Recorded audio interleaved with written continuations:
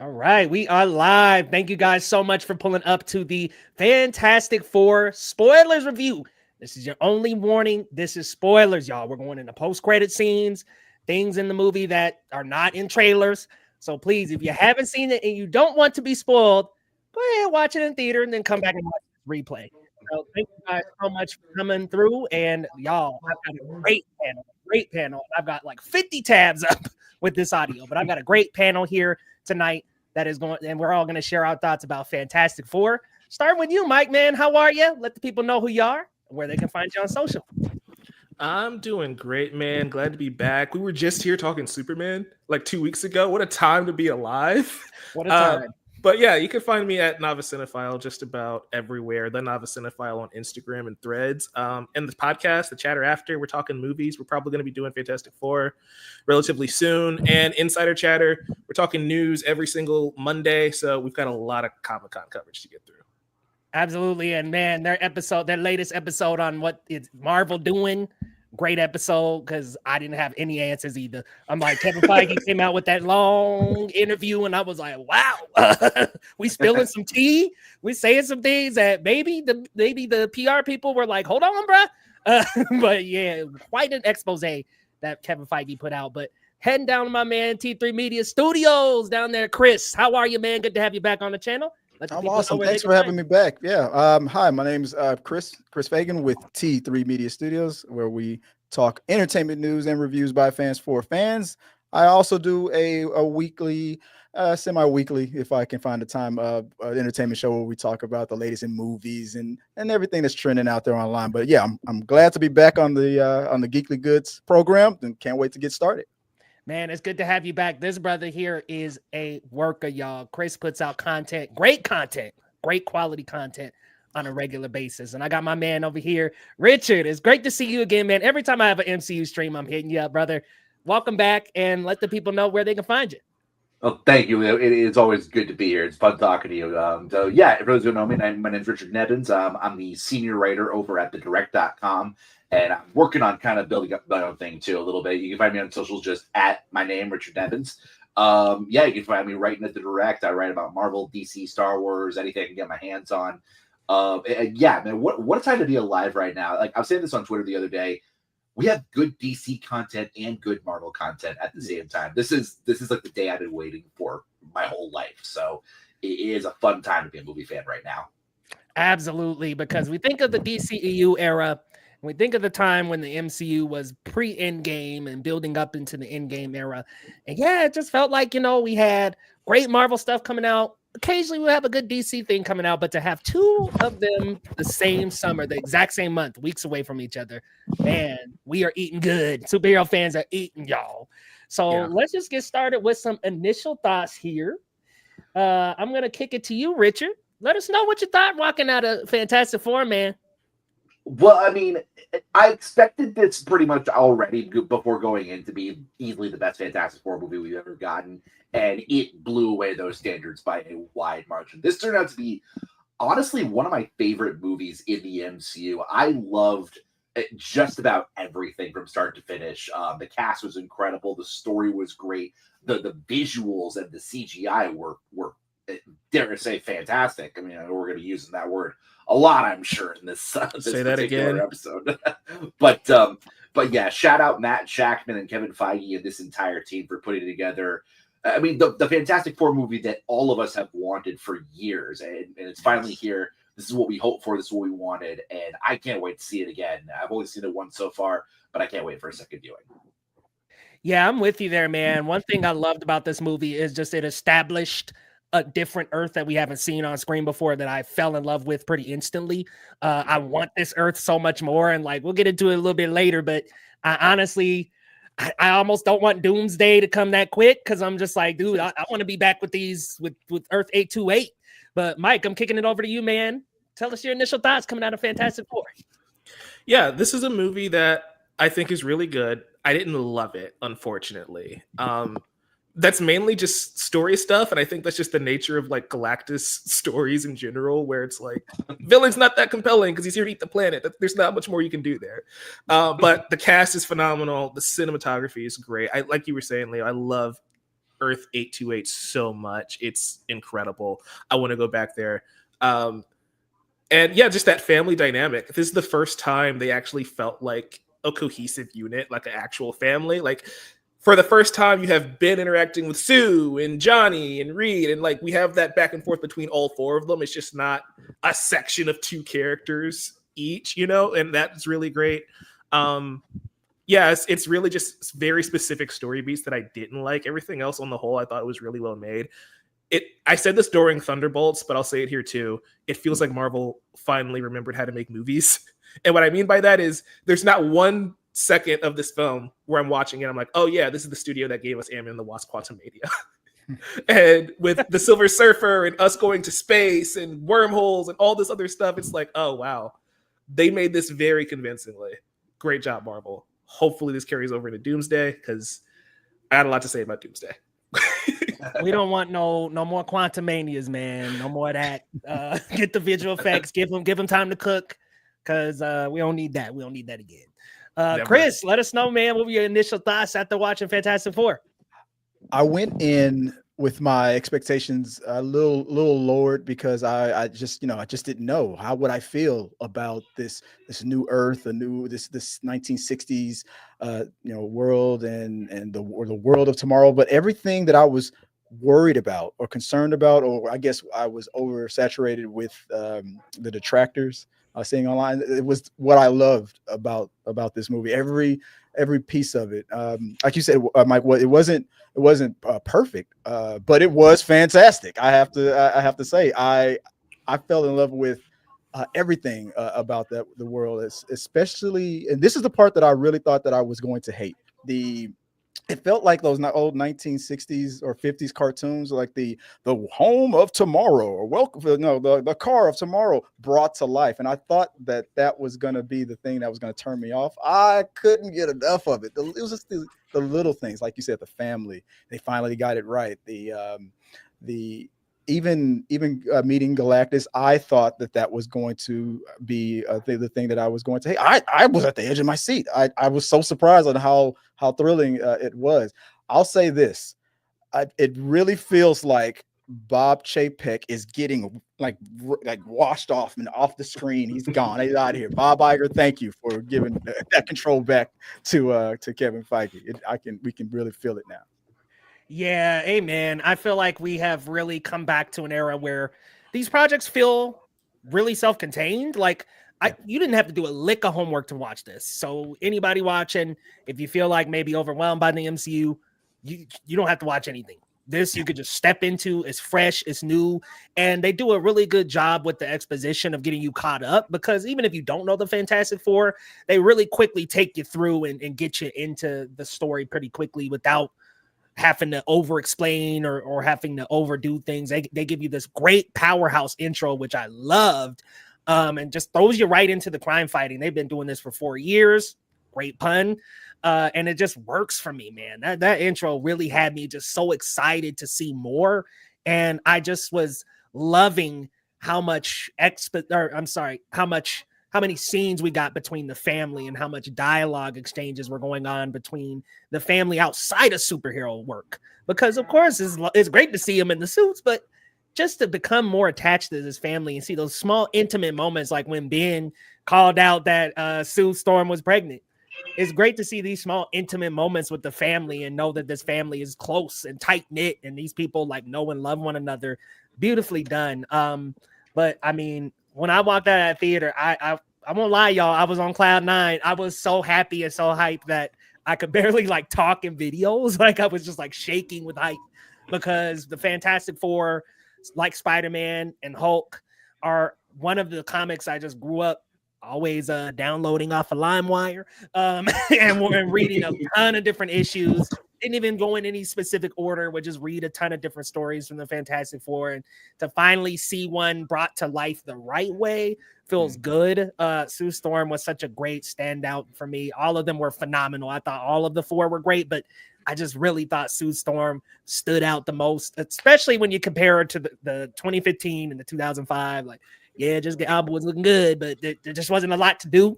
Not one nosebleed in this movie, man. Thank God.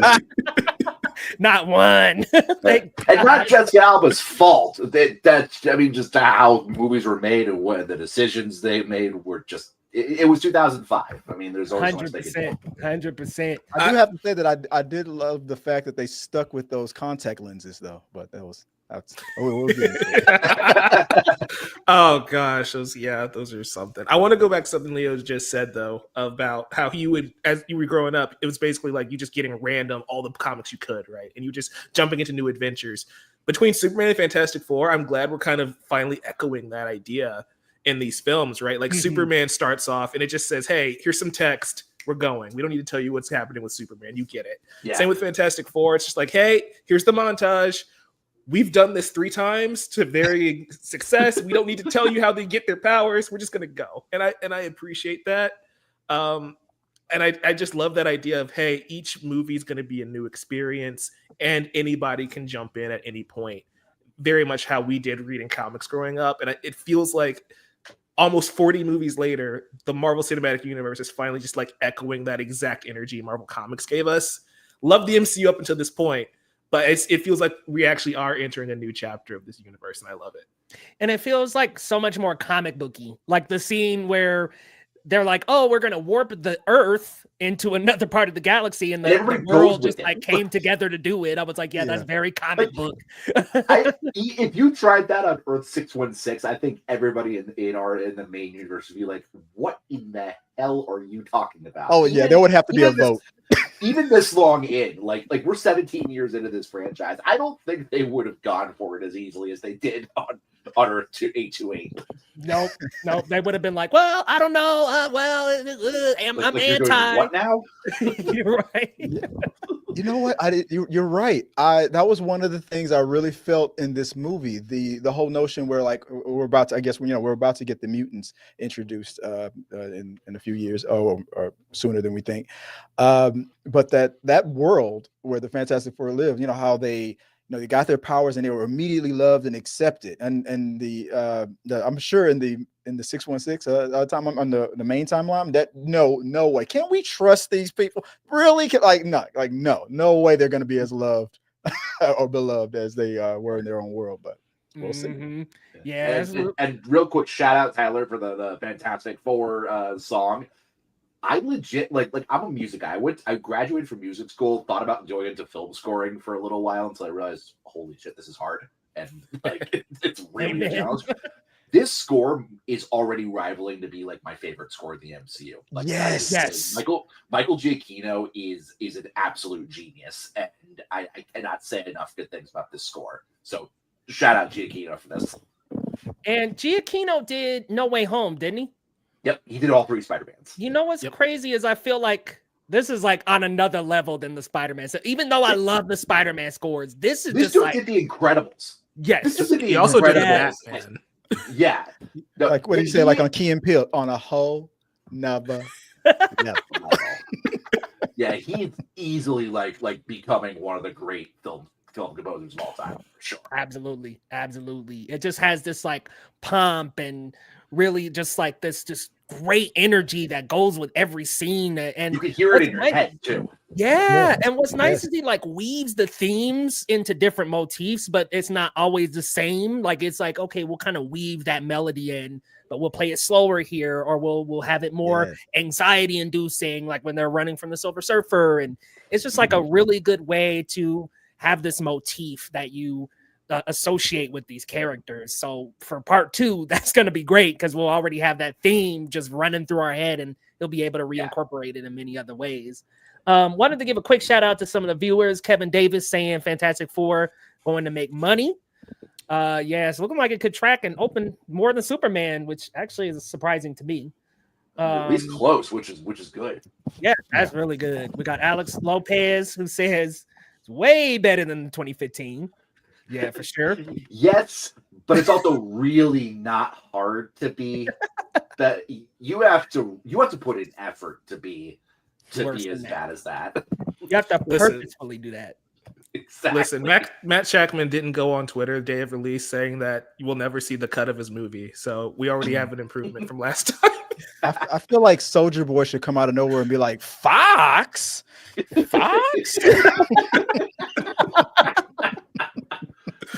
Oh my god, that's such a deep cut. Wow. We got Eugene Johnson in the house who loved Fantastic Four. Lauren support, no homework. Yep. Hey, Kevin Feige. Let's keep on doing that. Hey, Kevin. Not to derail us too much, but do we think that's why Kevin really is like planting seeds of reboots? Because he's like, listen, man, we're gonna wipe the slate clean. No more homework, I promise. Yeah. Honestly, I love the way he said we're gonna reset. I love the fact that he didn't use the word reboot or recast and he said reset. I'm totally That's down. what he could have used. yeah. I think it could use that after just like all this build is kind of ballooning. We could use some fresh starts. We could use some freshness. Very hot take here. Maverick 77 Defender says Fantastic Four Rise of Silver Surfer is better. Wow. You know what? I have a buddy, Liam Crowley from Screen Rant, who is apparently now a Fantastic Four Silver Surfer defender. So I get it. I mean, it is a fun enough movie. I'd probably rank it third out of the 3 Fantastic Four movies I've seen. And definitively too, because I haven't seen all of Fantastic, but Don't. Yeah. I'm going to have to sit through it once. I've seen the first like 20, 30 minutes, and apparently that's the good part. So I feel like if you're a hardcore Silver Surfer fan, I mean, of course you're going to be biased for the rise of the Silver Surfer, but I mean, yeah. And I like that movie enough too. But I will say they did. I mean, we're going to get Silver Surfer here in a bit. They did such a good job with Shalabal in this movie. Yeah. Oh, she's phenomenal. We'll start out with some character conversations, starting off with our first family. We got to talk about Ben, Sue, Reed, Johnny, our Fantastic Four. And then later in the movie, we get Franklin and also Herbie, our full family team. Beautiful little family with the little robot assistant, pet, friend. I'm going to go to you first, Mike. What'd you think of the family and the actors who portrayed them? I loved everybody in this movie. I will say the one that I had the most amount of trouble getting behind was Pedro Pascal, weirdly enough. And I think it's just because I've seen him. He was literally in like 3 movies this month alone. And so we've seen a lot of them. And he's doing this thing where he's like changing his voice to sound a little bit nerdier as Reed, and it took me out of it for like the first 30 minutes of this movie. Once we got into like the more dramatic, like meaty parts of the film, he won me over. Everybody else is great as well. Vanessa as Sue, she's the standout of this film for me. I wish we could have got a little bit more of Ben. I feel like something of his story got cut here because like we set up like, oh, there might be a romance thing, and then we just never go back to it until like one of the final moments of the film. So I feel like Ben and Johnny's scenes may have got cut a little bit in the final edit, but overall, they have fantastic chemistry. Dang, I fell into the trap. Sorry. They have incredible chemistry. You're not even going to realize it. It's going to happen. We just got to roll with it. I know, right? They have great chemistry. I love them together. This film is very Lovecraftian in a way where it's less of a superhero movie and more of a disaster movie when you really think about it.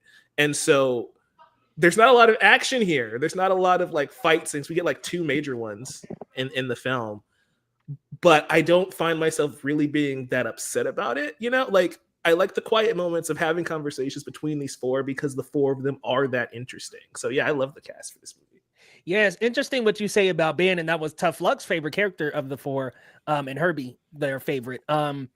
Yeah, we see him like look into the TV and really look at his past self and reflect on like being a rock now. And I think that I would have liked to explore that a little bit more. There's a lot there, lot there as to why he didn't approach Natasha Lyonne's character throughout most of the movie. You know, he was down to play with the kids and hang out, but like he didn't quite approach Natasha's character. And it's like, okay, is that due to you being nervous, or is that due to you reflecting about becoming a rock man? So I would have liked to see a little bit more of that too. I think Ben's story definitely got cut because that when he like stopped and looked at the TV and it was like him and Reed going into outer space, I was like, I wanted a little bit more of that, and I really liked that character. I think Eben easily the best thing on screen. Thank goodness they don't have this man running around without a shirt all the time. I'm like, my goodness, he's running around shirtless most of these other movies, and fine, whatever.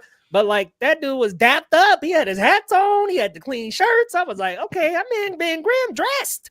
But yeah, the family was awesome. We start the movie with Sue figuring out she's pregnant. It's such an intimate moment to start the movie on. I love that. I think that it's a great peer into this family dynamic. So I love those scenes as well between the four, and just even scenes between where two of them are interacting, which I'm gonna have to see it again, but to me it seems like Sue Storm has the most with everybody else. Not sure if that's quite true factually, but I think when I was watching it, I picked up on her really keeping people solid ground. But let me go to you next, Chris. What did you think of the family? I think that what Kevin Feige did with this one was that I felt like he didn't want to do the same thing that we might have seen in the past Fantastic Four movies. Like when we did a lot of focusing on Ben with the previous movies, and the relationship, how is this going to work out? Will I ever find love? And I kind of was expecting that again, and then just like Mike, you said it, or I'm sorry if Leo, if you said it, but we didn't dive that far into it as much as we did in the previous movies, and I felt like that was done on purpose, just like the origin story thing. We've already done that, and we don't need to dive into it more. And we focused more on the relationship, like we said, between Mr. Fantastic and Sue. And I love the way it began, and we've been trying to have a baby for so long, and that's something that's relatable for a lot of people who do want to start families, or people who do want to have children. I was like, I don't know why, but I was like, that was a very interesting way to let us know that, and then how awesome it was when Ben was the one who, like you said at the table, he figured it out. It's like, I don't know why he just seems like that. It's almost like his character in The Bear, like the cousin, as chaotic as life can be, he's so connected with that family. He took one look at her, and you could see the calm, even through that CGI. You could see the calm in his eyes, like, you're pregnant, aren't you? Like, he just knew it. I loved it. As far as John, I think they crushed it with the back and forth banter between Johnny and Ben. I thought I enjoyed it much. I loved it with Chris Evans and the Fox, but I did love it. But I think they did it in a more subtle way. It didn't get over like the top or hacky, where the pranks and things like that. The jabs were a little more subtle, and I thought this family, they meshed, they gelled very well, and that's what I was looking for. I was hoping that I could immediately jump on board with feeling that family dynamic, and it did not take long for me to feel it, and I was like, I'm locked in. I'm ready. I'm ready to. I'll ride it or die with you guys, and I loved it. Absolutely, yo, that ride or die nature. I was like, yo, when Johnny was like headed to Galactus to sacrifice himself, I'm like, no, dude, like, we need you in this family. Great scene, by the way, with Shia LaBeouf like pushing him out of the way and taking the fall and going head first at Galactus. Phenomenal. Really good. Yeah, she loved her some Johnny. It's a hilarious comment from Tyler. Yes. This is the family Vin Diesel wish he had in Fast and Furious. This movie did in one movie what Fast and Furious has tried to do in 10. No, this is why they're going to space. He's going to come back as a rock monster, guys. Come on. God. Vin Diesel need that check. Oh, that would just piss The Rock off even more. Hierarchy power in the Fast and Furious is about to change. The Marvel Universe is about to change forever. Nah, get The Rock up out of here, man. We don't need that. Oh, God. Timon Kane just left the theater. Hey, what you think? Richard, let me know, man. What you think of the first family? I did not think I was going to love them as much as I did. I mean, I wasn't like skeptical that I wasn't going to like them, but I loved everything that I got from it. And I agree. Alex Lopez, like that. This movie not having a ton of action, I think actually really helped a lot in terms of that. But in terms of the characters, I love the fact that we finally got, like, I think the comic definitive version of Reed Richards. I think Pedro Pascal did such an incredible job. Like, I don't know if he like fit as like disappeared into the role as much as I thought he was going to, but he did such a good job with giving us a Reed who's like like in the comics, he's so in his own head because he is like this John Krasinski one. He's probably the smartest man alive, and he's always thinking like 20 steps ahead of the next thing. And I thought he did such a good job with showing that while trying to be this loving family man and like a friend of Ben and Johnny and everything.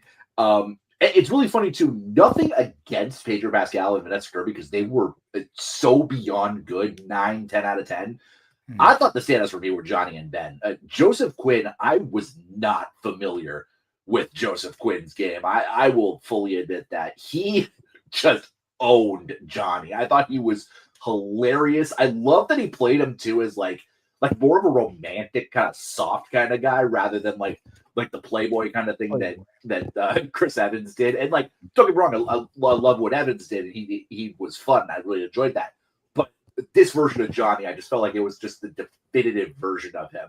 Like, he got a little bit of the hothead, but just a total sap and a total romantic. Like, all his stuff with the Silver Surfer, like the scene where he's talking about when they had that moment in space when he's talking about it to the team, and then of course the moment in Times Square where he's talking to her. I mean, that was probably one of my 2 or 3 favorite scenes of the movie with him in it. And then of course I got a shout out to Moss Backrack. Being Jewish, we finally got a Jewish thing, which I loved. Seeing him in the temple, the synagogue at the end with Natasha Lyonne's character. That was a great moment for him, and I thought he held the team together so well, like just in every moment. And of course, I got a shout out to the CGI on him, unbelievably good. Like, you could see all the emotion going through him and the performance that he put through, even though it looked absolutely nothing like Evan Moss Backrack. And I got to shout him out so much. So I am such a huge fan of what they did with this team. I wasn't sure how it was going to end up being cast, and this is something we obviously talked about for years, but I don't think they could have done a better job. And this should just, remind everybody to never doubt Sarah Halley Finn again when it comes to casting, because she is 100 for 100. Yeah, they absolutely own their roles. I like what you had to say about Johnny. What I liked about Johnny in this movie is they don't have him be like this bumbling oaf. Like, he's actually super smart. Yes. He's jumping on the computer, absolutely. doing his thing. Like, these are all very smart. He's smart.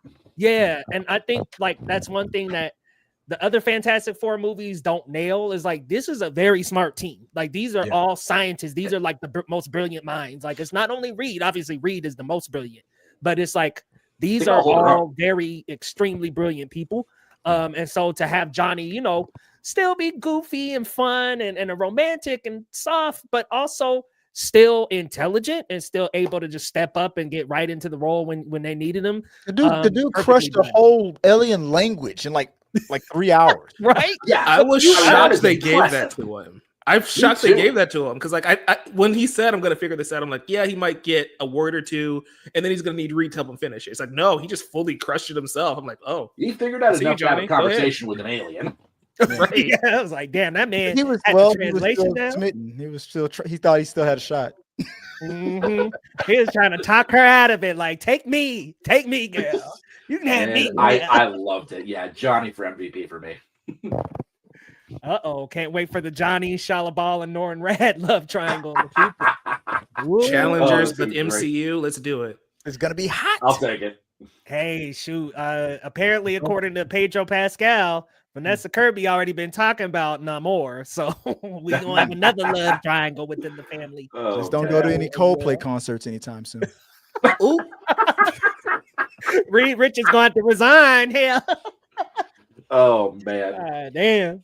All right, y'all. Let's talk about the big man himself, the not cloud this time, not a puff of smoke that Silver Surfer flies into, and you're like, how the hell did this dude die? Because he just flew into a puff of smoke. We finally get a Galactus. The fact that actually happened. Why did they love cloud-based villains so much? Yeah, it happened twice. It's crazy. Green Lantern. It's just ridiculous. Yes. Poop I'm like, cloud. Parallax, what the fuck? Like, just this floating cloud. Crazy. I don't know how that even happened. They were scared of being comic booky when they needed to be comic booky. Yes. And they got real comic booky here with this Galactus. I mean, Ralph Ineson's voice was phenomenal. I saw it in IMAX.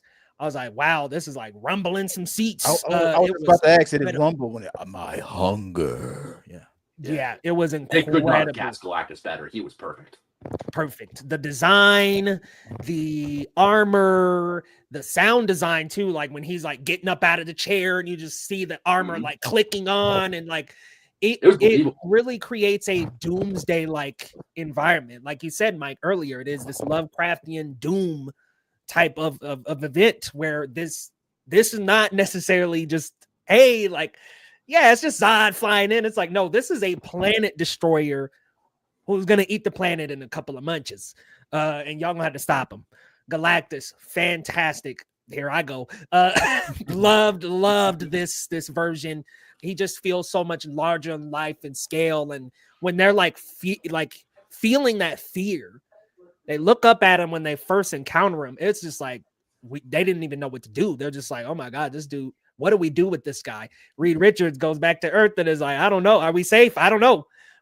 And by the way, y'all, I was like, that dude needed media training, because my goodness, you couldn't at least said, hey, yeah, we're working on it. We'll get back I literally was looking at my wife. I was like, oh no, don't ask him. Oh no, oh no. That is literally, my wife and I were talking about that in the theater. Like dude needs to learn how to talk to the media, to the press. Yeah.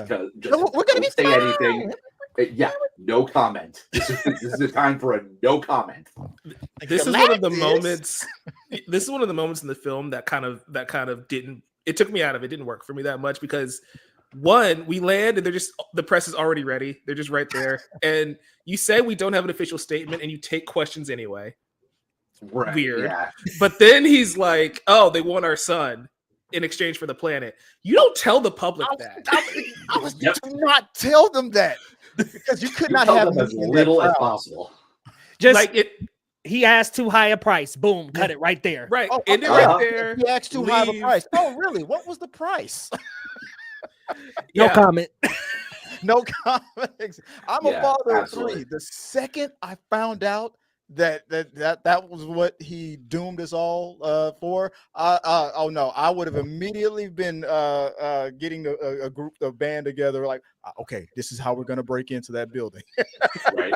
That's exactly why it took me out, because I get Reed being frazzled and like shook in this moment. I understand that part, but it's like the entire globe is just like, okay, we're mad about it, but like nobody stormed the Baxter building. That should have been like a whole plot point by itself. And I like I said before, there was a mob, but like that was it. It's probably because of that world in the MCU, the what is it that the main timeline would never 616 616 would never, like, no, we breaking in there tonight. We getting that kid. Nick Fury would have been on top of it already. Yes, I'm getting that baby. Oh no, it would have been over. It would have been walking Nick Fury would have been at his door that night. That night. Oh, just your kid. Okay, cool. Ooh, Tyler saying he too would have been learning a new language for Little Miss Silver Surfer. Hey man, listen, bro, listen. But yeah, Mike, I'm gonna kick it to you first, my man. I don't tell you how to fly the plane. Don't tell me how to kill the sexy alien. Can we acknowledge that self-own that I love from Johnny, when he was like, okay, I get it. I'm into space and sexy women, and this is a combination of the two. He loves women. Let's not kink shame. I'm like, yeah, let Johnny be, y'all. Shoot, he want his little lady now. Look, when he got to the third person, that's when I lost it. Right. He talked himself out of it, because like they were actually listening to him, and the more he kept talking, they're like, okay, he's got nothing. And they walked out. It was so bad. Oh God. But Leo, you said me for me to go. Yeah, I'm gonna kick it to you for Galactus. Yeah, I love Galactus in this film. I just wish we got more Galactus, if that makes sense. Like, yeah, just as like that impending threat, it works perfectly visually. They nailed Galactus, something I didn't think we'd ever get to do. Like, even if we got the embodiment of Galactus, I didn't think we'd commit to the stupid helmet that he wears, but they did, and it looks great. Yeah. But yeah, I just wish we got a little bit more. That could have just been through Shia LaBeouf's, narration or dialogue with Johnny. I feel like if we just had 5 more minutes of backstory for Shia LaBeouf, we could have explained, what is a Galactus? Is he a celestial? Is he, why does he consume worlds? What is the power cosmic? Why does he want the power cosmic? Like, there are just like lore details that as comic fans we know, but the movies, especially a Fantastic Four movie, has just never properly touched on. Because even though we've gotten Silver Surfer and Galactus before, we just explained that they were clouds, that he was a cloud last time. So like, for the sake of cloud, right, for the sake of this story, I wish we could have gotten a bit more lore from Galactus, but just as that like Doomsday ticking clock threat, it worked. Yeah, that he really was like that big threat. But you bring up a great point, and I completely agree. I think we just needed a little bit more of Galactus. I wanted to just get a little bit more, but this is a hilarious comment from Tyler, who says, "Who knew Galactus had the power to stare at someone and they go into labor?" Like, damn, right up in the labor. That man's eyes glowed like, "Bring him out, bring him out." I was like, well, damn, okay. Like, now you know how Idris Elba feels. Yeah. Oh my god. All right, I'm gonna kick it to you next, Richard. Galactus, what'd you think? Yeah, and just real quick on a general comment on the movie, kind of going off what you were saying. I think this has been my issue with the MCU for like 3 years now, is that these movies are too short. They all need anywhere from 5 to 20 minutes more to explain everything, to fill out all those gaps that there are, like whatever plot gaps or plot holes have been in these fast movies. Anywhere from 5 to 20 more minutes of screen time would have cleaned those up like that, I think. I got one for you. Thor: Love and Thunder. Why did we not see Gore kill any gods? Absolutely. We saw the very first one, and I like Love and Thunder more than most people, and I totally agree with you. The Marvels too. Could have had more with Zawe Ashton's character, Dar-Ben. No, I think that this could have done the same thing. Even 5-10 extra minutes with Galactus, some more like you were saying, the lore stuff would have been great. But in terms of what we did get from Galactus, we got what we wanted out of this incredible villain who, like, we've been wanting to see, not just see on screen, but see in his full form, like the way he was in the comics. And Ralph Ineson, I mean, shout out to him for just having the voice known to man. I mean, that dude knows how to make a room rumble, but with just a few words. I mean, he was unbelievably good in the screen time that he got. And he looked great. I mean, the design and the CGI looked fantastic. I love what they did with the eyes. Like, sometimes it was the glowing eyes, and then they took that off and the purple irises. I mean, that was just terrifying at times. And then when they like scaled him down when he came to New York City at the end, I think my only complaint about him, and it's not even really like a huge complaint because I get it, they did figure out how to like get rid of him. Maybe a little easier than I thought they were going to, but I also get that they're some of the smartest people in existence, so I can kind of look past that. And Galactus at least isn't dead. Like, there's a chance that we may see him again. He's just on the other side of the universe. But no, Galactus was great. I think what we got was great. I just wish we maybe, like you guys have said, could have gotten a little bit more of him. But I was very happy. Yeah, and that's well said about Galactus, and I think that's why I actually liked the plan breaking down. Galactus was able to sense that, like, y'all with this cute little plan, like, that's not gonna happen. And so it really just took like Sue Storm pushing the life out of her body in order to get this dude out of there. But when he went through the portal, when him and Silver Surfer went through, I was like, it's gonna be a rough day in hell for the Earth that he's gonna be by. And it made me start to think, like, I wonder if he'll encounter the other Fantastic Four and they're going to be on the run. Because, I mean, they didn't have to deal with it. He's still in their same universe, but he's just on the other side of it, right? Isn't that what they said? Something like that. But that was the initial plan, yeah. So they were going to move their Earth to a different part of, like, the solar system, the galaxy. They're still in that universe. It would take millions of years to find them, Yeah. Right, exactly. But since everything broke down and all the portals got destroyed, you could make the case that it's now a multiversal portal and they just sent him to eat another Earth. He was talking about alternate dimensions in the beginning. So. That's so convenient. You know what's convenient? The fact that we left one portal right in front of the Baxter building. That's convenient. There you go. Every movie's got to have something like that. Yeah, that was convenient as hell. I was like, it would be the one right there, right? Mortal Ex Machina. Chris, what'd you think about Galactus? Here's the first thing that I thought when going into the movie. I thought the plot was going to be something like he wants the Richards baby to was it Franklin, right? He wants Franklin because this kid is so powerful. He's like he'll be like, hey, I'm getting kind of hungry. I need a snack. Just make a couple planets for me, and then just like use them to just feed them and for till the end of time. But when he said this kid could potentially replace me, because it's like that whole shift, that whole plot, I didn't expect it. I was like, whoa. I was like, Galactus's purpose, what he was striving for was technically like peace. He wanted to sleep. He wanted it to end. He wanted his suffering to stop. And I obviously it's like at the expense of another person to replace him and everything. So the planet eating won't end. But it was like that was interesting to me. I was like, wow, I didn't expect that. That was the most unique part of Galactus to me. He was like, I'll move heaven and earth to get that kid. I know it's a baby. And then when he even said something like, I used to be just as small as you, I was like, I was wondering, where are we going with this? And when he said, I'm looking for a successor, I was like, that plot totally grabbed me. I was like, wow, that made it 10 times more interesting to me. Because again, like I said, I went in thinking he was going to just use Franklin to just, be like, make it a planet with some rings, put some moon dust on the side, for him. Fries in the bag, Franklin. Cosmic chef, yeah, like, but when he's like, no, I want this kid to replace me, I could not have been more locked in. I loved it.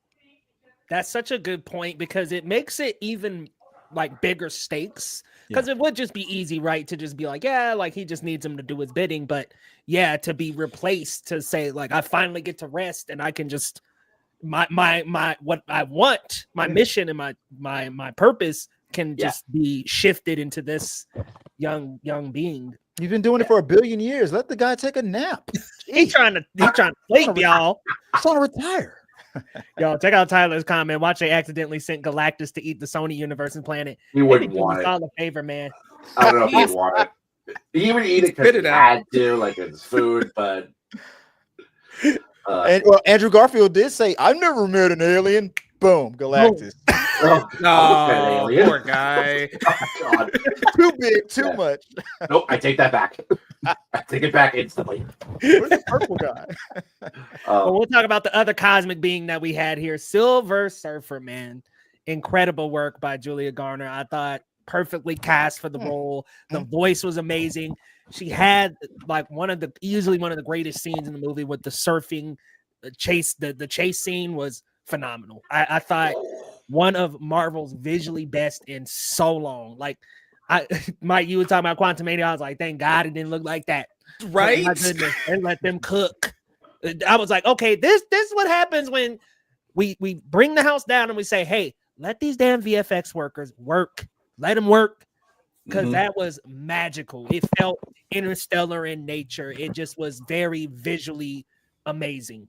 But even just Shia LaBeouf, I wanted a little bit more of that backstory, because we do kind of just blip into it. We get a scene of her without the silver skin, and then we see why she does embark on her journey to be Galactus's herald.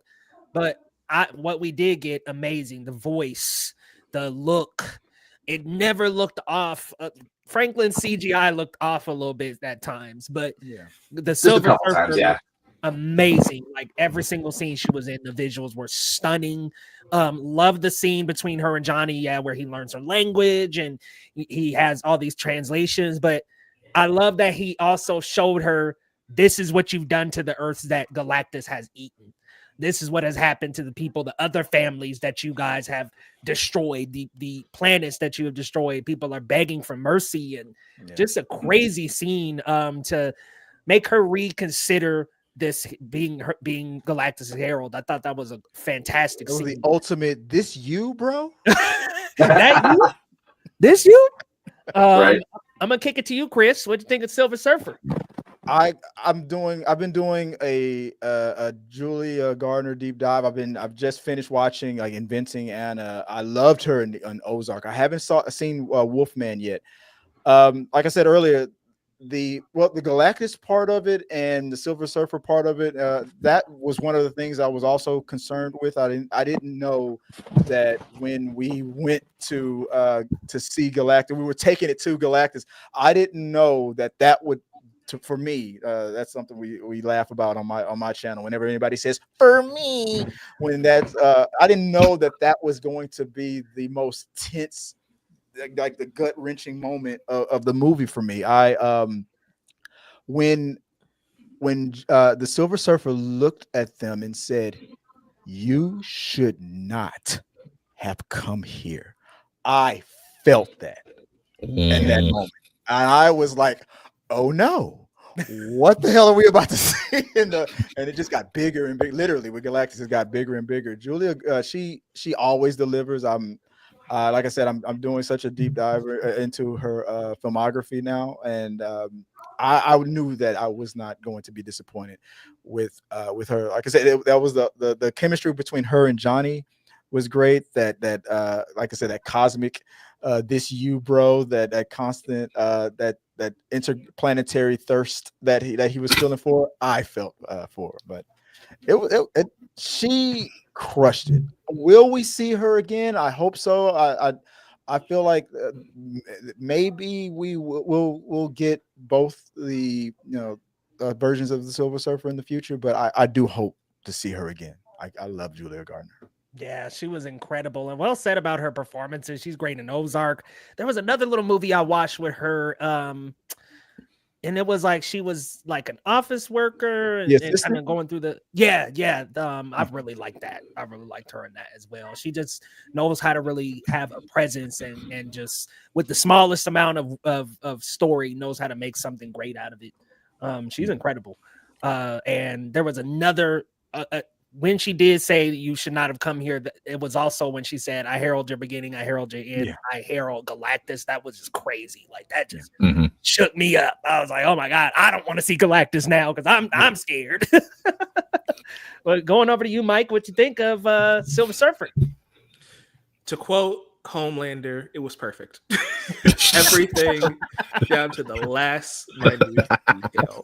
No, like what else can I say? Is like I just wanted more of this character, and like Julia delivers such a powerful performance, and I just love the technical work that Shackman did with this film. Right, every scene we're in is carefully crafted so she looks good. It's always like she's being lit by Johnny's flames half the time she's in this movie, and you see his reflection in her face, and it's just so visually like entrancing in that way where you still, much like The Thing, right, you still see in her eyes, you still see the soul of this woman who's forced to do this horrible thing that she doesn't want to be a part of, but she's doing to save her own planet, right? And I love that it mirrors Sue's story, right, where Sue is like, "Hey, I'm fighting for this planet and my child."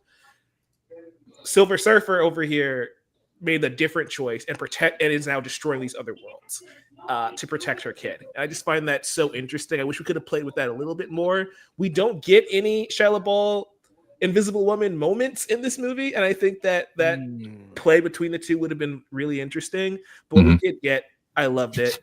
I just wish we got more, because the flip, when the flip happens and she turns on Galactus, I'm just like, oh, that felt a little bit fast. And you see, that's the running theme of this conversation, where I like everything that happens, but also a couple more minutes would have made the payoff that much sweeter.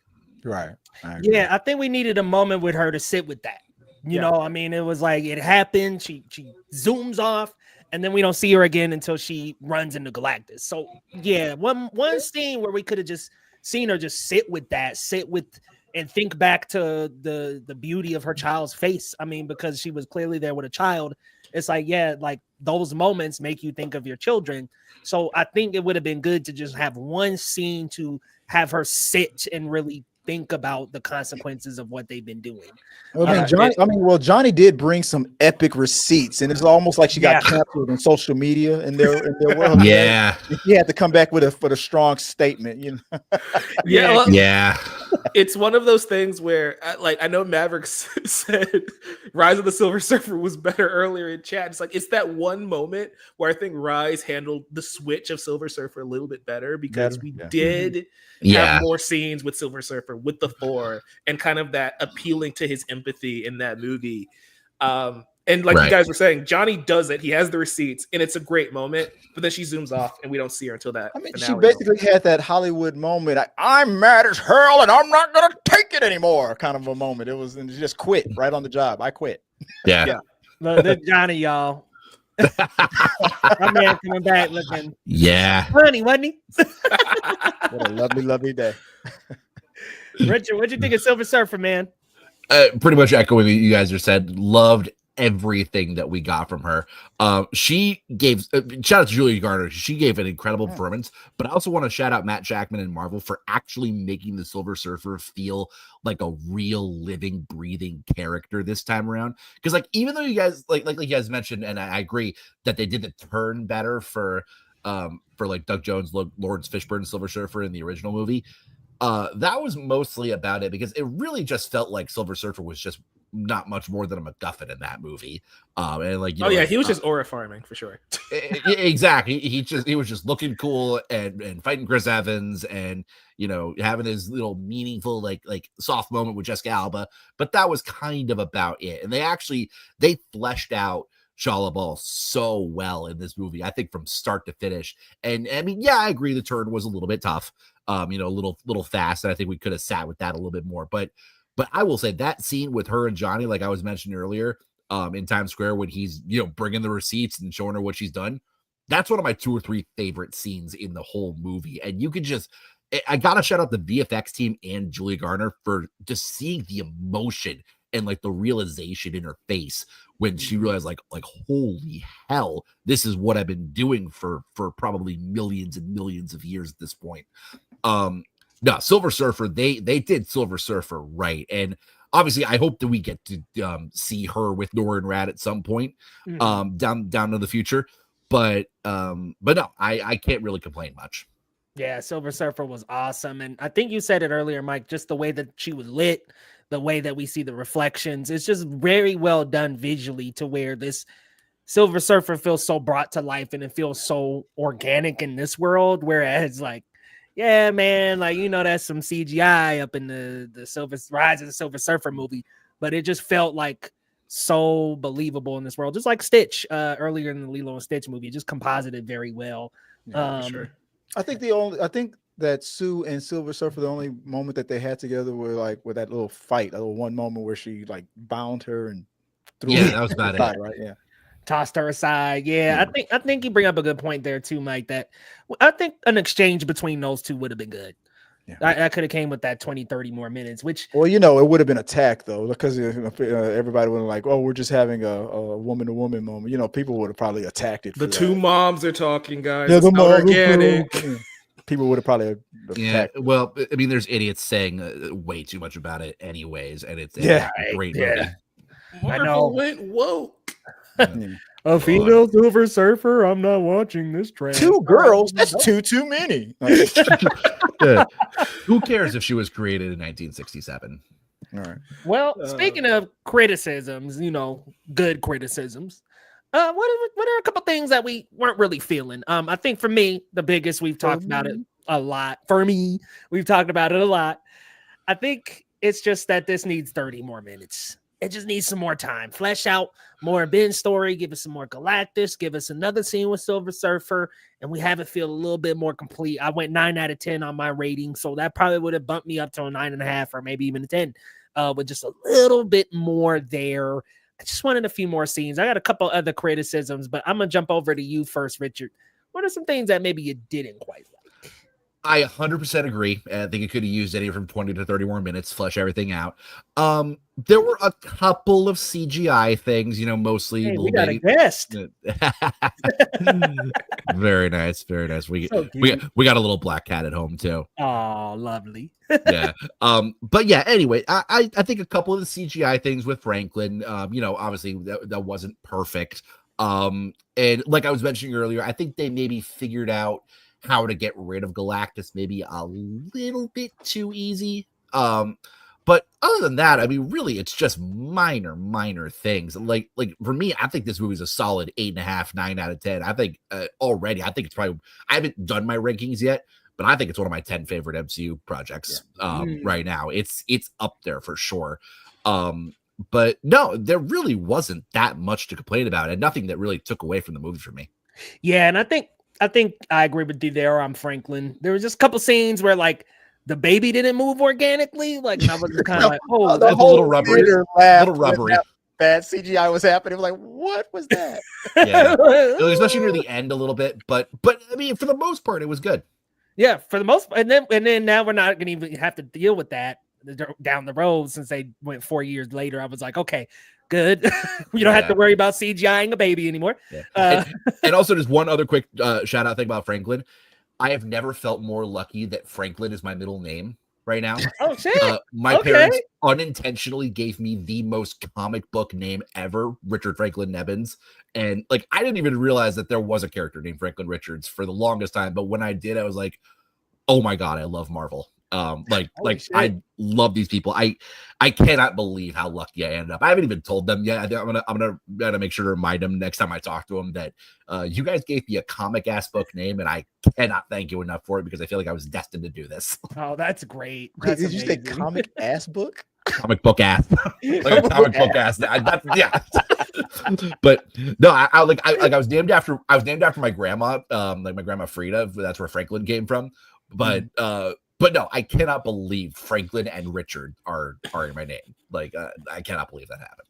And Franklin Richards is like the most powerful being in that universe right now.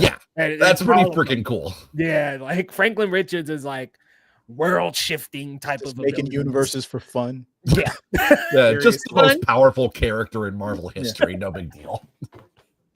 Mike, I'm gonna kick it to you next, man. What are some criticisms we have for Fantastic Four? Really just some script stuff where it all just feels a little too convenient at times. Like Galactus shows up for reasons. This is the planet Silver Surfer chooses. We never established, did Silver Surfer choose Earth because of Franklin?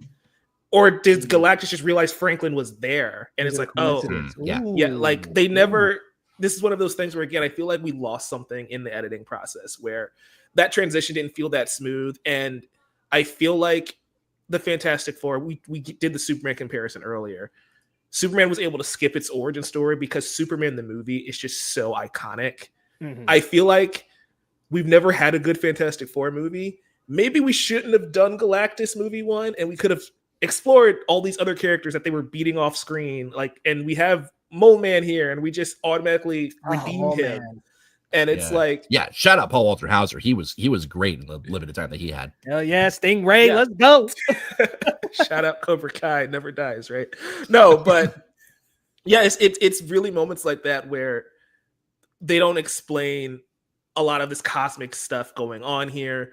And Reed is the smartest man in the universe. But since we immediately throw him in a situation where he's out of his league, it doesn't really feel like he's the smartest man in the universe some of the time for me. But that's, again, just the nature of him having to figure out how to stop Galactus. That's not really with the character or character flaw. So I feel like we could have just added a couple changes here or there just to tighten the script up a little bit. Especially, again, going back to the big goof up in the second act where it's like, oh, hey, he wants our kid for humanity. And everybody's just like, that kind of sucks, but they're generally cool with that. And the entire world is just like, we're going to build teleporters now. It's like, hey, that should have been the big conflict of Act 2. Instead, we kind of just address it in a scene and then brush it away. So I feel like that's my biggest issue. Probably just need another 15 minutes. Maybe just address some of the little things, fine tune it, because again, as Fantastic Four fans, we kind of just get it. But as a script, I'm like, hey, we're missing gaps here throughout the story, and it kind of brings it down for me a little bit. Yeah, that's totally fair. You could tell the cutting room floor is pretty heavy here. It seems like they cut out quite a bit just to get it under that 2-hour mark, which I'm like, gosh, Marvel. I mean, we sat through Endgame. I mean, that was 3 and some change. Like, stop making sub 2-hour movies. Yeah, Yeah, like y'all. Leah, can they make tweet that we have dinner every Sunday. They tweeted that every week for like the last 4 months, and it's not in the movie. Not in the movie, Right? not in the damn movie. And then there's like a scene where like Ben's like in a sweater talking with Sue. That's not in the movie. Yep. I'm There's like, a scene where like Reed looks stressed out of his mind trying to figure this out. It's like I want to see the mental breakdown this man has because it was filmed and they cut it. Also, stand-in Dr. Doom was kind of weird in the post credits. It's like Robert Downey couldn't show up. They Shazammed Henry Cavill. Well, they did say that the Russos filmed it, so I wouldn't be surprised if it was him. It was Robert. I think it was I feel like it was Robert. It's just strange that we purposely have him holding the mask in his hand, and we don't turn his face to the camera. That's what made it stand out. Well, I kind of felt like it was like, if Franklin saw him in the mask, he'd immediately be scared. So he's talking to him without it. And also, I'm thinking the way Franklin was able to bring Sue back to life, maybe this is just like aesthetics and everything. Maybe Franklin's like gonna fix up all the like hideous deformities on Doom's face or something. That that was a theory a couple of my friends came up with. Maybe just so he looks more Robert Downey Jr.-esque. This is the answer right here. Tyler's right. Yeah, absolutely. They want to pay RDJ $1 billion for. Yeah, absolutely. But yeah, that's what I'm thinking, because I feel like we are gonna get the more like comic accurate Doom at some point later down the road. Yeah, later. But I mean, with Downey, you're gonna want to use Downey. You're not gonna want to have him in a mask the entire time, and you're gonna want to be able to know it's him. So yeah. Notably, Latveria never had a representative, by the way. That seat was always empty. Yeah. I'm wondering if they'll do a face reveal and it's Spider-Man who sees the face. Like what context is it going to be when they do the face reveal? You know, it's gonna be interesting. We'll have to. Is it a narrative thing? Like, will the characters in universe notice that he looks like Tony Stark? Yeah, like will right. use that to his advantage? Like, he only the 616 universe that knows him, because I mean we got the X-Men, we've got the Fantastic Four, Fantastic Four might know about him because he might be from their universe, but I think they know him because Latveria, they showed the empty chair. Right. So yeah. I think that's I feel like they probably have to know about him. Yeah. Yeah. Just depends on if this is the Doom from their universe. So are you saying, like, is your question like, is the Robert Downey Jr.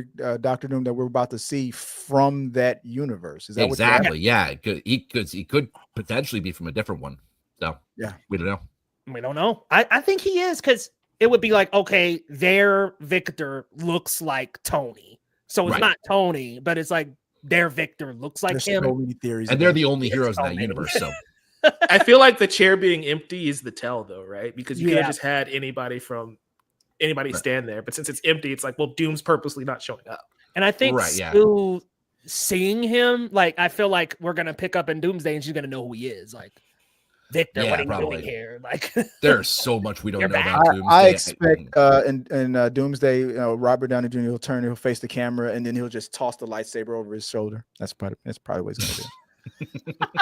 I'm just like, they revealed this casting so far in advance. I just hope they don't play it up in the movie itself. You know, like, we all know it's him. I hope it's not going to be like a second or third act reveal of the mask comes off and you see it's Robert. Like, they got to get it out of the way quick. Jonathan Majors.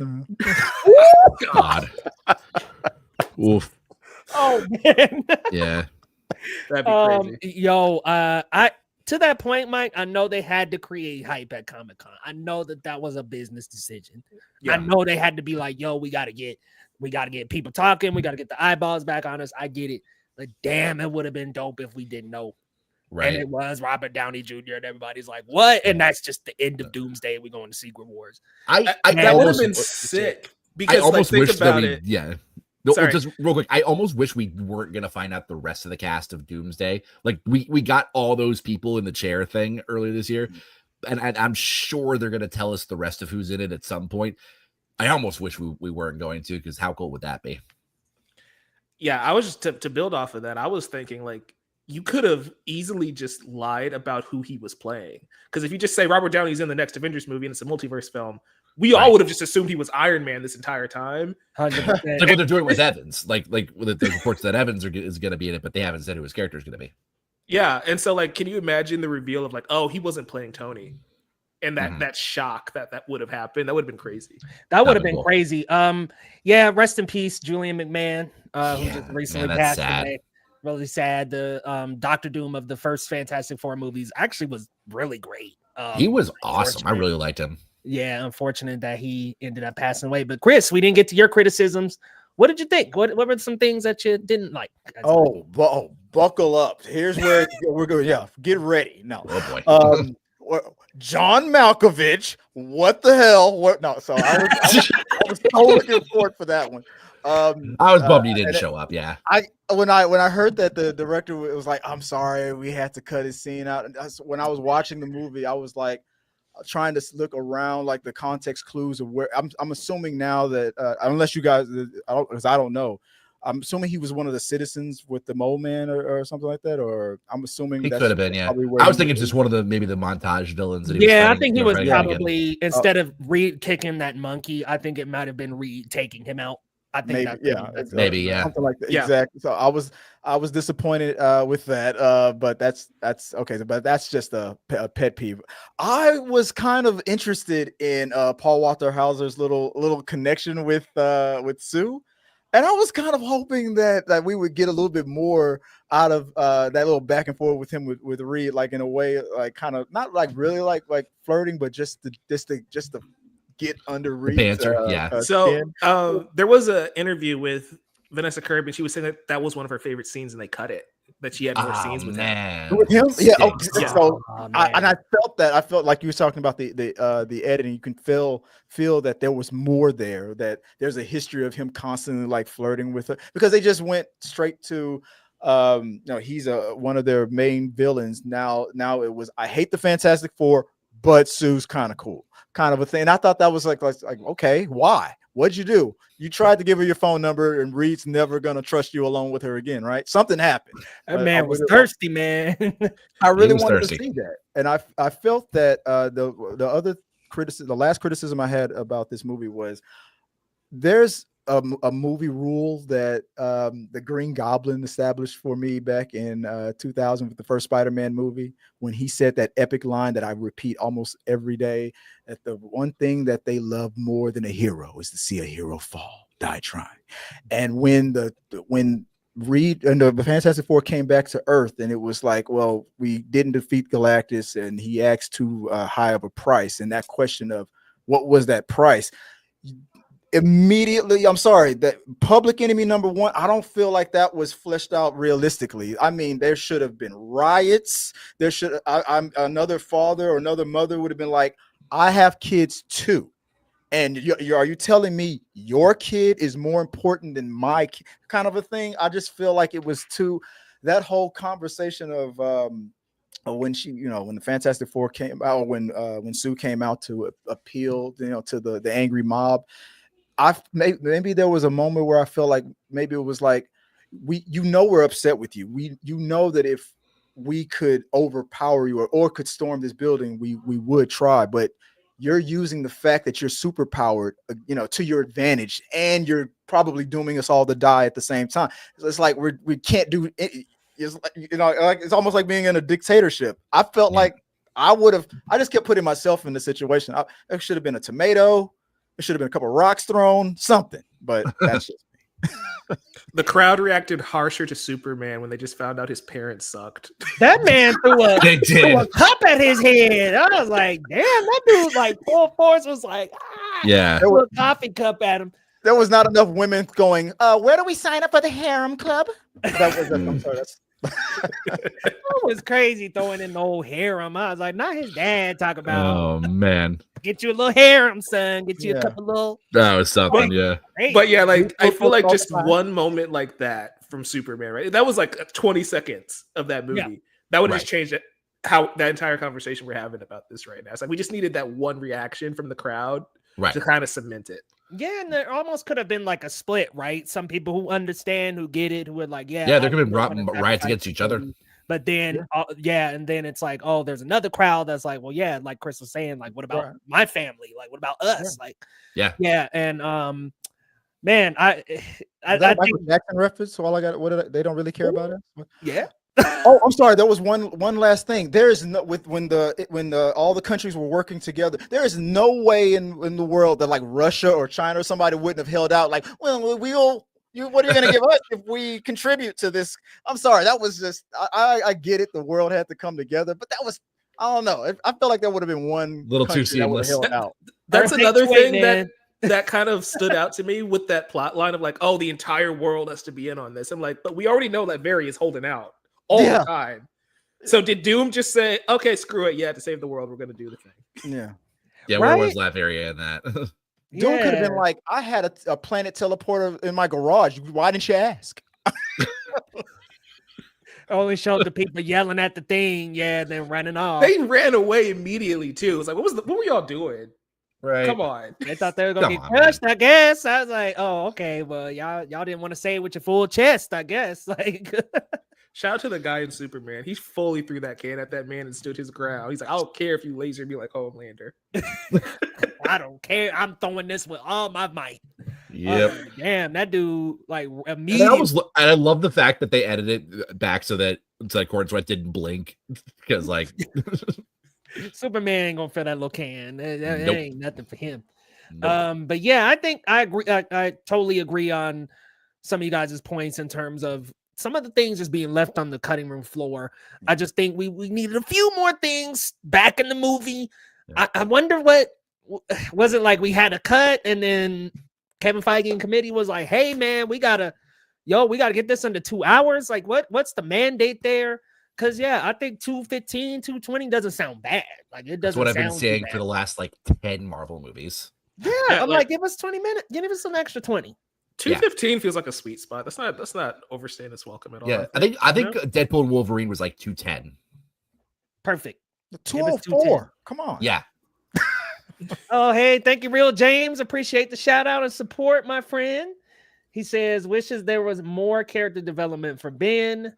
Yep. There's an emotional layer that I think they could have tapped into with his character. Yeah, I fully agree. For me, it's just that scene where he sees himself with Reed. I'm like, I want them to explore that a little bit. Like, how are we feeling? What was Ben going through Ben's head in that moment?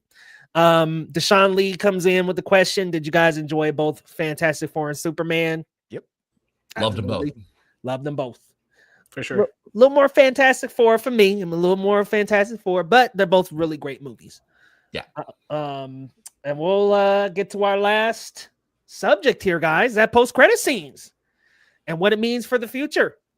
We finally saw Dr. Doom himself. We didn't see the face. Let me ask you guys though, did you want them to reveal Robert Downey Jr.? Because I think I prefer it like they did. Give us a little piece of the cloak. It's green. We see the mask in the hand. Don't show. I don't want to see yet. I don't want to see. I want to wait. No, I'm gonna start with you, right. Richard. No, we're not paying $85 billion for Robert Downey Jr. to For a 5-second cameo. crush it for 5 seconds. I feel like I would just rather the mask be on then. I think that's what's annoying to me is that he's holding the mask, so he's showing his face, but we're not showing the face. So like, just have him standing there with the cloak, and you see the mask, and you're like, oh, it's Dr. Doom. That's all. That's why the staging of that was a little weird, but like it's fine. I don't know what or immediately put the mask on when he knows who's there, and then stand up and face her. That works too. Cool. Yeah. Yeah.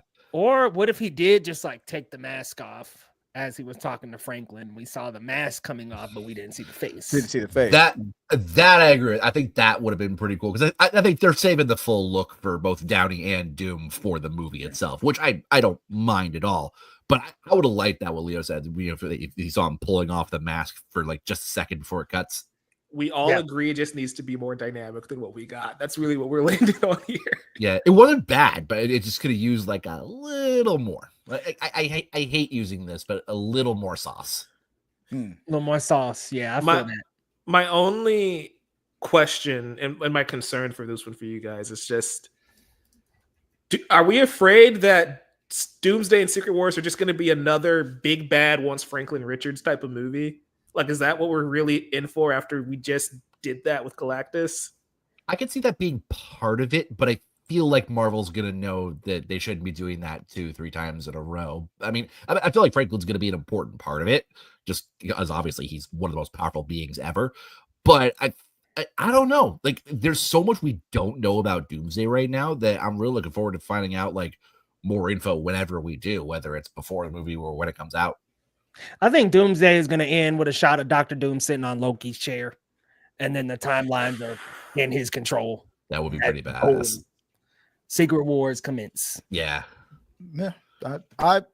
My main theory is that let's say that Doctor Doom being in Secret Wars or originally what was called Kang Dynasty was always somewhere down the line. I feel like Kang was always considered the Thanos of the big bad, and then Doctor Doom would have been like the next one, a secondary character that would have kind of challenged been his biggest threat, and what Kang was only, I guess, kind of feared or was worried about. And then when what Jonathan Majors went through, they decided to just flip it and say, okay, well, now let's just make Doctor Doom the main big bad.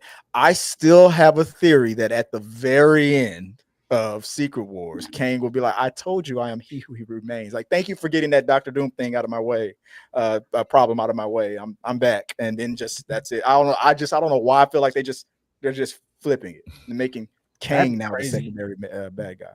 Who would you cast as Kang this time around? I honestly think it would still be Majors. Okay, but then he would be would end. I mean, it wouldn't go beyond that. He would probably be defeated and gone. Yeah. Oof. Oh. Yeah. And one thing I've been wondering before we go is, who do you want to see play Franklin Richards as an older kid? Ooh. I got an idea. I don't know how else it would go. I want Walker Scobell. Oh yeah, from Percy Jackson. From Percy Jackson, yeah. I think he would be great because they were looking at it because they wanted him to play Kidpool in Deadpool Wolverine, but he got too old. I would love to see them do Franklin Richards with him. I don't think I have a better idea than that. I think you bring him in, boom, there's your Franklin. Yeah. I'm such a big fan of his though. Like I can't wait for Percy Jackson season 2. Yeah, right around the corner, man. Yep. I'm still working through that first season, but it's a great show. I love it. I just did a rewatch of it a couple weeks ago. Crazy question here from Alicia K. Did the Cold War happen in the Fantastic Four? Because that could explain some of the lack of political tension. That and the Fantastic Four were basically their gods. Like, yeah, like their heroes, their idols. The Cold War definitely didn't happen here. Yeah. I don't think conflicts happened. I feel like with all that technology that Reed was coming up with, I feel like he had a very serious conversation with all the world leaders. He's like, I'm going to futurize this whole world. And if you guys act all like political and start fighting all that, then, no flying cars for you, kind of a thing. I like, we're giving this stuff away. We're not going to charge. We're going to give it to everyone. Yeah. If you want the tech, stop the craziness. I feel like that's what kept them in line. This is the world building that's so interesting, and this is the stuff I would like to know more about. That's the thing. It's like, just a couple minutes here and there. Yeah, I want to know what this universe is like because we have flying cars and it's 1961. Like, this is vastly different. Like, what does 2025 look like in that? Oh God, I can't even imagine. Yeah, he's not gonna blink. He's like, oh, futuristic. Oh, whatever. I've already invented this in the 60s. Or when they get to Earth 616, they're gonna be like, this is nothing. Oh yeah, they're gonna be like, your cars aren't flying. Like, you guys don't have hovering cars. Yeah. Like, Coulson has a flying car in that universe, and it's supposed to be so cool. And Reed's like, dude, I built that in my garage when I was 16. I gave the whole NYPD flying cars. Like, right. Like that was. I like the way they did that. Like the NYPD had flying cars, but there were still regular cars on the ground and stuff like that. It's like they're just futurizing the world. Imagine what that world will look like in 2025. That's also, this is when I wish Coulson was. They were still doing stuff with Coulson because I feel like the way he was with Captain America, I think he might be even more so with the Fantastic Four. He would be their single biggest fan. He'd be geeking so hard, dude. Seriously, so hard. Oh my goodness. Well, we had a great amount of people in the comments. Thank you so much. I wanted to bring this one up. Timon Kane, who said this version 3 of these characters rank your favorite version. I think we all pretty much unanimously have the same ranking. With this being the best cast, the 2005 being the second best, and then the 2015 being way lower. No. The 94 unreleased movie, Oh. then the And 2015. then the Yes, correct. yeah, Oh, they had a Yeah. cameo, y'all. Did you They catch did. that little cameo? They did. I didn't catch where it was. They were when they were saying thank you, Fantastic Four, they were like the second circle. Okay, and there okay, was yeah. more people yeah, standing. that little there. montage. Yeah, and that little montage, and everybody was That's pretty thinking cool. of Fantastic Four. I thought that was great. Yeah, that would have That- been. Oh, okay. Like, thank you, Yeah. Kevin Feige. I mean, Fantastic Four. Thanks for the chat, Kevin. That and the Timely Comics reference, that one got me. yeah, and all Hey, the Jack Kirby stuff too. I Oh, love that they named The- it the 828 ship after his name birthday. Excelsior. I was like, oh, that was awesome. Awesome. Like the nods that they gave to all these comic creators, I Yeah. loved how they did that. And That you was know, they cool. didn't have to do some weird like AI bullshit of like reviving them or whatever. Like We're looking looking at at you, the Aries. Flash. That's we do not speak of that movie because it never happened. I like the Flash, but that moment right there, I was like, bro, I was this is ready to not walk out of the okay. theater. Yeah, it's I like, don't walk out of ooh. theaters. I was ready to walk out of it. And especially when I found out more about like the whole George Reeve thing, like the history behind that, I was so mad. He's like, oh, there's Nicolas Cage. I'm out. Nope. Mm-mm. He's the crazy part with Yeah. that one is that man is alive. Just put him in the suit. Hey, just put him in the damn movie. Give him a little check, you know. He's Tyler, like, I'm do not not putting let that thing evil on out in again. the world, Tyler. I swear to God. No nanotech. We don't need it, Keep the man. Don't nanotech away even put from that in me. the world. No. But My, look, my that- wife was asking me about the Franklin Richards character. And I don't know much about him, and so I kind of gave like a little vague little description. I said, I was like, from what I understand, maybe like Wanda, but like maybe 10 times stronger, maybe. But is that too? I Did I think he- overpower him? Or No, under? I was gonna say I think you underpowered him. Like as Okay. powerful as Wanda is, like, especially your MCU version, because like we haven't even gotten, I think, a taste of what you can do with the comics. Yeah. I think Franklin even outdoes that. I mean, I think Franklin is like, I don't think there's anybody even in his league from what I know about comic characters. Like he's on his own in his own solar system. Really. Yeah. So to give you a glimpse of Franklin's powers, he can create pocket universes. He can manipulate matter. Like this dude can like manipulate cosmic things on just like He's a mass basically a scale. god. It seems like. Yes. Like he's basically a god. So like Uh, Omega level mutants, he's above that. Like you know, like you have that so he's Omega the level. reason why Deadpool can break the fourth wall. He was like, that guy. I want him to know everything just for I mean, fun. Give You him, know give what? him that little bit of. I would boom. love to make that canon. Yeah, like he's the reason Deadpool can break the fourth wall. Franklin's just like, you know what? These guys are quirky. They're anchor beings now. Because also that's something I would totally do as a Franklin Richards myself. Yeah, that would be funny. Like he's just looking like he's just creating a little universe, and his mom's like, "What do you got there?" And you look inside the universe. It's this Deadpool. Like, what the hell? What the fuck, Frank? Like, what? Franklin, we told you. God damn it! Stop. Like the classic Daffy Duck cartoons where he's just like bickering with the animators. He's like, what are you guys doing to me down here? Oh, you get the big eraser. Right? That one Family Guy part with Brian is like, oh, they're gone, and the crowd's gone, and the animators are gone. Well, y'all, this was a fantastic spoilers review. Thank you guys all so much for showing up and checking us out here on the channel. We're going to go around the horn and y'all let us know where we can find you and what you got coming up on your channel, starting with you, Mike. Yeah, thank you guys for having me. It's always a pleasure being here on Geekly Goods. You can find me at Novice Cinephile just about everywhere. TikTok and YouTube specifically, though, if you want to find my content. Also, the podcast, The Chatter After. We review movies every other week. On Insider Chatter, we are talking movie news every single Monday. So if you're looking for a Comic-Con recap, check us out wherever you get your podcast and on YouTube at The Chatter After. Definitely check him out at The Chatter After, y'all, and at Novice Cinephile. Chris, let us know where we can find you and what you got coming up.